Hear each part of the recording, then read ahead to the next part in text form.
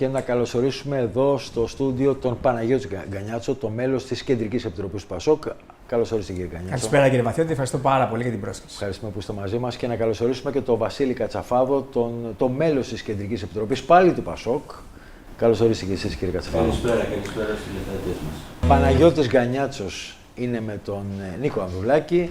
Βασίλης Κατσαφάδος είναι με τον Χάρη Δούκα. Πώς θα βλέπετε τώρα, ήταν ικανοποιητικό το αποτέλεσμα του? Ήταν ικανοποιητικό. Ο στόχος να μπει στο δεύτερο γύρο επετεύχθη. Θρίλερ όμως, έτσι. Ήταν θρίλερ. Το Πασόκ έτσι έχει πάντα μία τάση να δημιουργεί suspense στα εσωτερικά του. Τώρα όμως είναι ένας εντελώς διαφορετικός εκλογικός αγώνας, αυτός ο οποίος θα γίνει την επόμενη Κυριακή. Γιατί μην ξεχνάμε ότι το αίτημα και των υπόλοιπων υποψηφίων, οι οποίοι έμειναν εκτός δεύτερου γύρου, ήταν ότι θεώρησαν την ηγεσία του Νίκου Ανδρουλάκη ανεπαρκή σε κάποιο βαθμό και έπρεπε να γίνει κάποια αλλαγή και στη λειτουργία του κόμματος και στην οργάνωση του κόμματος και στην απήχηση του κόμματος, στην απεύθυνση του κόμματος, να έρθουν ευρύτερες δυνάμεις, να γίνει ξανά το Πασόκ μεγάλο και πολυσυλλεκτικό. Από την άλλη πλευρά όμως βλέπουμε, κύριε Κατσαφάδο, βλέπουμε να στείλει ένα μήνυμα οι πολίτες της Αττικής. Αυτό πώς το βλέπετε, πώς το διαβάζετε, δηλαδή αυτό το μήνυμα που στείλαν οι πολίτες της Αττικής και για τους δύο μονομάχους? Είναι ένα γενικότερο πρόβλημα του Πασόκ στο Λεκανοπαίδιο. Ξέρετε και εγώ πολιτικό. Όχι, για τους δύο μονομάχους λέω να είναι τρίτο-τέταρτη, όταν πρωτοδεύτερος είναι οι δύο που βρέθηκαν εκτός δηλαδή. Πώς το εξηγείτε αυτό δηλαδή? Οι λίγο πιο κεντρογενείς. Είναι ίσως ένα πρόβλημα που έχει το Πασόκ.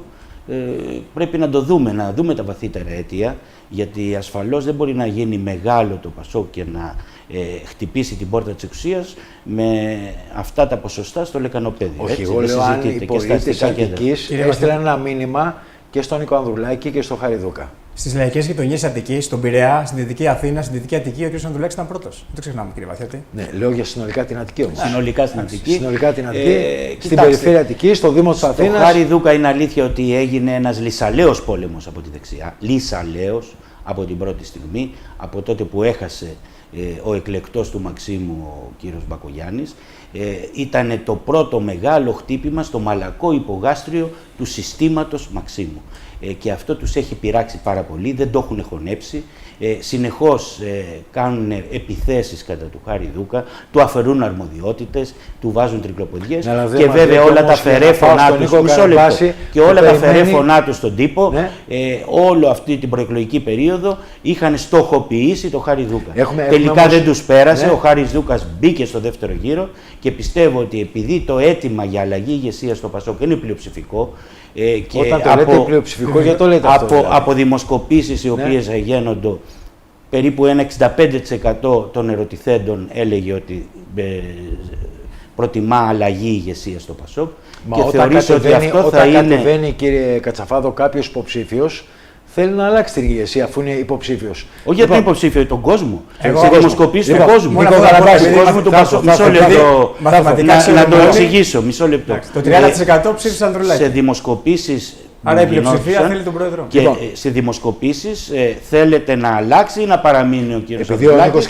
Ένα 65% έλεγε προτιμούμε να αλλάξει, λέμε για τον κόσμο. Νίκο, του Πασόκ. Θέλω, έχουμε ακριβώς 2 λεπτά, 3 πριν κλείσουμε την εκπομπή. Θέλω αυτές τις ερωτήσεις και στους δύο. Κύριο Γκανιάτσο, θα ήθελα να ρωτήσω αυτές οι εκλογές έγιναν γιατί, όπως είπε και ο κύριος Κατσαβάτος, υπήρχε ένα αίτημα αλλαγής ηγεσίας. Αυτό, εάν τελικά παρόλα αυτά ο κύριος Ανδρουλάκης συνεχίζει να είναι και μετά την Κυριακή πρόεδρος του ΠΑΣΟΚ, τι πιστεύετε ότι πρέπει να αλλάξει? Το πρόσωπο δεν θα αλλάξει, αλλά πολιτικές θα αλλάξουν. Οι εκλογές δεν και προς ποια κατεύθυνση? Οι εκλογές δεν έγιναν για τον λόγο που είπατε. Ο κύριος Ανδρουλάκης πήρε την απόφαση να πάμε σε εκλογές, γιατί κάποιοι δυστυχώς 7 και 5 μετά τις ευρωεκλογές, αντί να στρέψουν τον προβολέα προς τη Νέα Δημοκρατία, που εκείνη τη στιγμή κατέρε, από το 41 είχε πάει στο 28, έστρεψαν τον προβολέα πάνω στο Πασόκ. Λοιπόν, για να κλείσει λοιπόν ο επόμενος πρόεδρος. Για να κλείσει λοιπόν ο κύκλος Εσωστρέφειας, πήρε την απόφαση να πάμε σε εκλογές. Οι εκλογές αυτές τελειώνουν την Κυριακή και την επόμενη μέρα θα είμαστε όλοι μαζί ενωμένοι. Προφανώς και Δεν έχουν γίνει όλα σωστά, το έχουμε αναγνωρίσει, αλλά όταν έχουμε κάνει σε ένα χρόνο 5 εκλογές, 5 εθνικές εκλογές, καταλαβαίνετε ότι δεν είχαμε τον χρόνο να κάνουμε όλα όσα θέλαμε. Αυτά θα γίνουν από την επόμενη Δευτέρα. Κύριε Γκανιάτσο, είστε και δύο κεντρική επιτροπή. Λειτουργεί σωστά η Κεντρική Επιτροπή? Λειτουργεί πολύ σωστά και κάθε μέρα το ΠΑΣΟΚ μας στέλνει το πρόγραμμα στο mail μας, το ξέρει ο κ. Κατσαφάδος. Όποιο μέλος του ΠΑΣΟΚ, όποιο μέλος της Κεντρικής Επιτροπής. Συνεδριάσεις όμως δεν γινόταν. Και συνεδριάσεις γινόντουσαν. Της Κεντρικής Επιτροπής.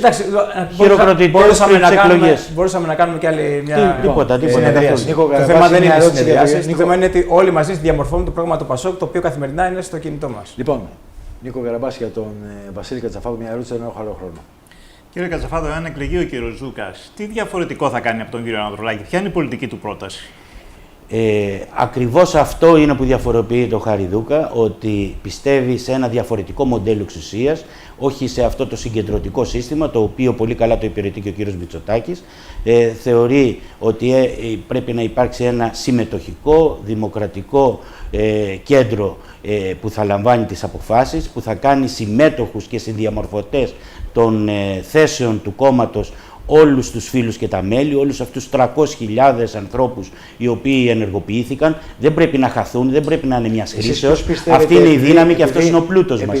Και εμείς θεωρούμε ως την πολιτική του Χαριδούκα ότι δεν είναι μια απλή διαχείριση, ένας καλύτερος διαχειριστής του υπάρχοντος συστήματος. Εμείς θέλουμε να αλλάξουμε το σύστημα αυτό.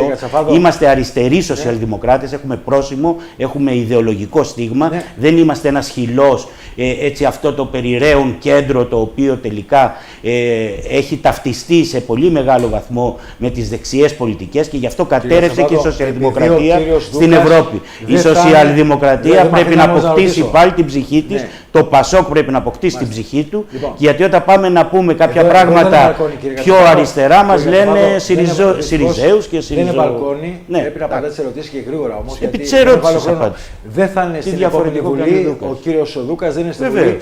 Ποιον πιστεύετε πρέπει να ορίσει πρόεδρο της κοινοβουλευτικής ομάδας? Το έχει πει, θα αποφασίσει η κοινοβουλευτική ομάδα με συλλογικές διαδικασίες, δημοκρατικά. Πάντα οι δημοκρατικές διαδικασίες λύνουν όλα αυτά τα ζητήματα. Δεν είναι προσωποπαγή. Λειτουργήσε πολύ καλά η κοινοβουλευτική ομάδα και όταν ο κύριος Ανδρουλάκης ήταν ευρωβουλευτής και επίσης δεν ήταν βουλευτής.